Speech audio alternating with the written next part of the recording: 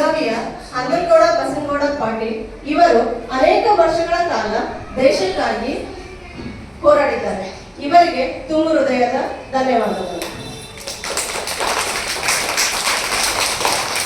ಇಂತಹ ಒಬ್ಬ ಸೈನಿಕರನ್ನು ನಮ್ಮ ಶಾಲೆಯ ಮುದ್ದು ಮಕ್ಕಳಿಗೆ ಈ ದಿವಸ ಪರಿಚಯ ಮಾಡಿಕೊಡಲು ಕರೆತಂದಂತಹ ನಮ್ಮ ಶಾಲೆಯ ಪಾಲಕರಾದಂತಹ ಡಾಕ್ಟರ್ ಶಂಭುಲಿಂಗಯ್ಯ ಬಡ್ಡಿಯವರಿಗೂ ನಮ್ಮ ಶಾಲೆಯ ಮಕ್ಕಳ ಪರವಾಗಿ ಮತ್ತು ನಮ್ಮೆಲ್ಲರ ಪರವಾಗಿ ಹೃತ್ಪೂರ್ವಕವಾದ ಧನ್ಯವಾದಗಳು.